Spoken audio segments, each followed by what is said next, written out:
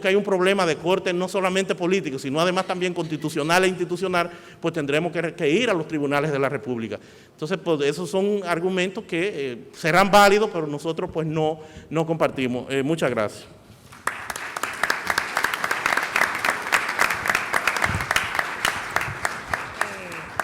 En este momento vamos a proceder a recoger parte de las preguntas que ustedes han escrito en las hojas que tienen allí. Vamos a pasar a la sesión de preguntas y respuestas. Está un equipo consiguiéndolas, nos va a tomar aproximadamente 2 minutos. Ya ustedes han podido, pues, estoy tomándole todo el tiempo, Nacef. No, pero van a tener 2 minutos cada panelista para responder cada una de las preguntas. 2 minutos exclusivamente van a tener. No se puede. 2 minutos, rigurosidad con el tiempo, sobre todo a los que son profesores, que saben lo que eso implica. Pero yo creo que en lo que recogemos eso podemos darle un fuerte aplauso a estos 6 juristas que están aquí con nosotros, que han sacado parte de su tiempo para venir a edificarnos acerca de sus argumentos en torno a la reforma constitucional en la República Dominicana. Y qué bueno que se ponga este tema en agenda como el debate que tenemos en el día de hoy para dar una mayor perspectiva a la ciudadanía que no necesariamente es abogada o estudiante de Derecho. Ahora sí me traen las preguntas. Faltan preguntas, me dicen. ¿Faltan? Vamos a ver. Vamos a ver. Tengo todas las preguntas aquí, ¿no? Voy a proceder de manera aleatoria a elegir las preguntas rápidamente. Vamos a hacerlo 3 cada uno o la voy turnando según la vaya eligiendo. Pues vamos. ¿Las barajo? No, mentira. Al doctor Ángel Locuar es la primera pregunta. Si todos acerca de si procede el amparo contra la reforma constitucional, la pregunta es, no me dicen quién la hace, pero es la siguiente. Si todos los derechos son considerados fundamentales, según usted, ¿estaría la ciudadanía elevando recursos de amparo todo el tiempo? 2 minutos. El recurso de amparo. Abrimos los micrófonos de aquí, por favor. ¿Está abierto? Está abierto, doctor. Sí. 35, perfecto. El recurso de amparo, yo decía, no procede en contra de la iniciativa, porque es una atribución de 1/3 del Congreso. El recurso de amparo procede en contra del texto si en el texto se amenazan derechos fundamentales. Yo espero que no haya 2 millones de peticiones de amparo, porque espero que el Congreso sea lo suficientemente sensato como para hacer las cosas correctamente. Ya, perfecto. Seguimos por aquí. Al doctor Emmanuel Esquea Guerrero le pregunta Arístides Marte. Doctor, acerca del carácter de la ley de convocatoria, si el principio de la legalidad dice que nada que no esté escrito, estipulado con la norma podrá ser objeto de litigación, ¿está estipulado si es o no orgánica? ¿Se aplica el principio de la legalidad? Bueno, ya nosotros decíamos que el problema de la ley orgánica es que en el artículo que se refiere a la convocatoria y a la aprobación de esa ley de convocatoria no se establece la mayoría que deberá aplicarse para su aprobación, y de ahí es que ha surgido la discusión de que para unos será la mayoría absoluta y para otros las 2/3 partes, dependiendo de que si se considera orgánica o se considera una ley ordinaria. El considerarla orgánica nos lleva a nosotros entonces a sostener la necesidad de las 2/3 partes, sobre la base de lo que dispone el artículo 112, que habla de que una ley que regule la estructura y organización de los poderes del Estado será orgánica. Y cuando esa ley de convocatoria le dice a la Asamblea Nacional, mire usted, reúnase. Y ahorita decía Cristóbal que esa ley no le ordena que se reúna, porque eso está contemplado en otro artículo de la Constitución. No, el artículo 269, 270 dice expresamente que la ley de convocatoria deberá ordenarle a la Asamblea Nacional reunirse, dice exactamente lo siguiente: esta ley, que no podrá ser observada por el Poder Ejecutivo, ordenará la reunión de la Asamblea Nacional. De manera que no se trata de que eso está, sino es que le dice, mire, reúnase. Y cuando una ley le dice a un poder del Estado que se reúna, está evidentemente tratando sobre su organización. Y cuando le dice a la Asamblea Nacional que es una estructura del poder legislativo, que es un poder del Estado, está regulando un poder del Estado. Entonces ahí no hay discusión ninguna de que esa ley, sobre esa base, es una ley orgánica. Perfecto.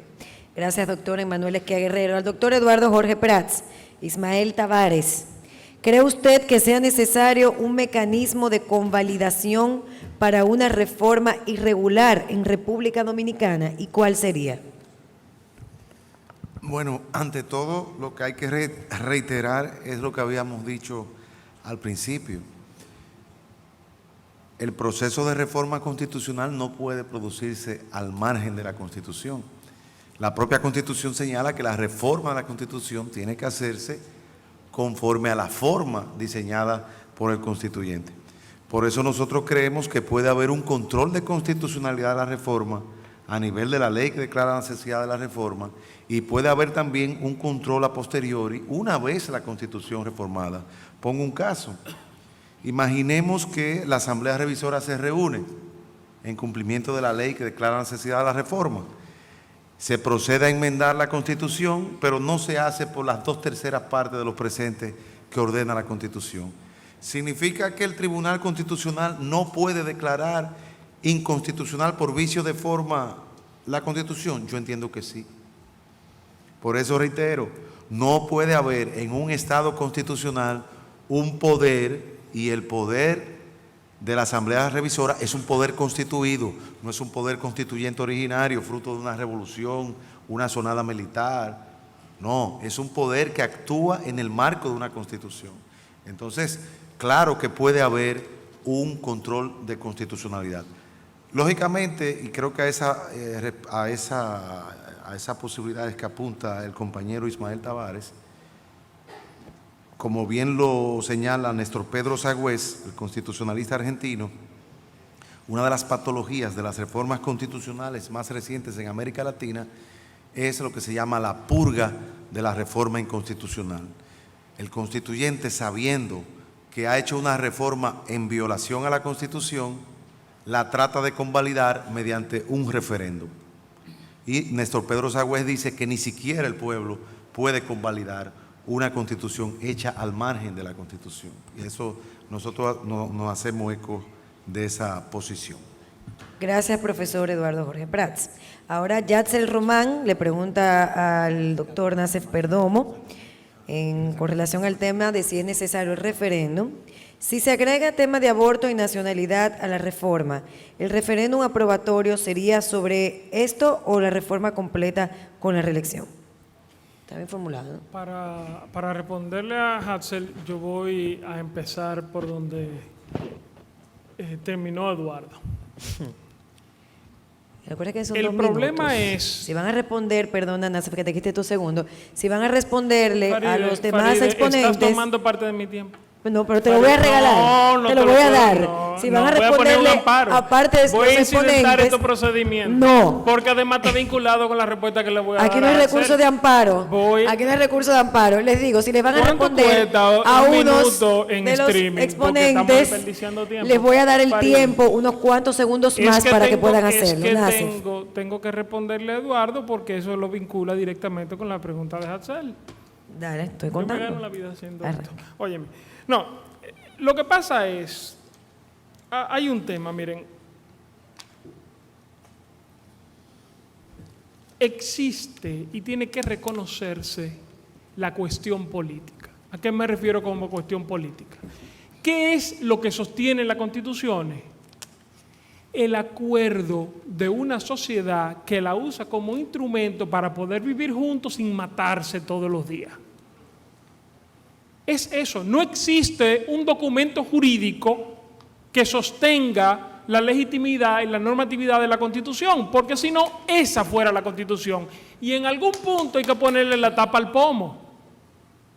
Entonces, yo lo lamento, es extraordinario. Yo sé que sería un conflicto político, una crisis política y social muy seria, pero eso no puede ser resuelto por fiat judicial, porque entonces todas las reformas van a ser resueltas por fiat judicial, porque los precedentes funcionan de la siguiente manera: se busca el peor caso posible, se sienta el precedente y después se usa siempre. Entonces, Hansel, como para aterrizar esto que le acabo de decir Eduardo en una respuesta a ti.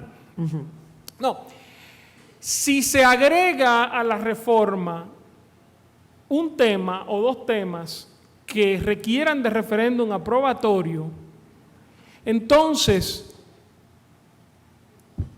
al momento de proclamarse la reforma, solamente quedan diferidas aquellas cuestiones que requieran del referéndum, porque tú no puedes condicionar la reforma a una disposición constitucional que no requiera referéndum a que se celebre, no ya que pase, sino que se celebre el otro referéndum.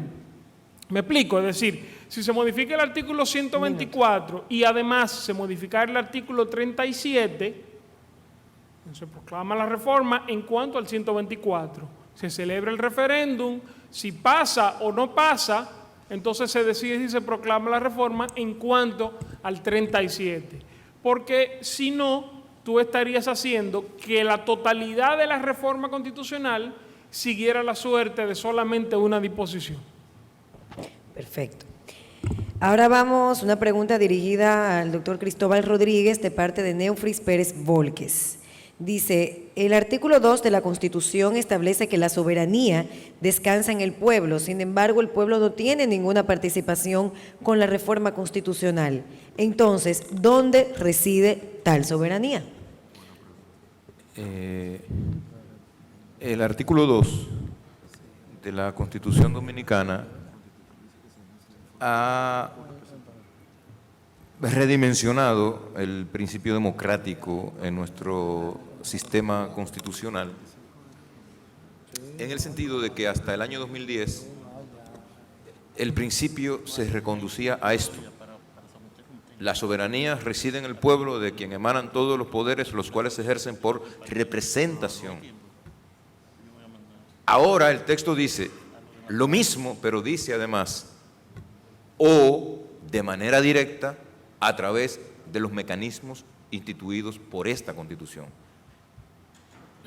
Tenemos entonces un régimen que pasó de ser de democracia representativa exclusiva a un régimen que combina las instituciones propias de la democracia representativa y las propias de la democracia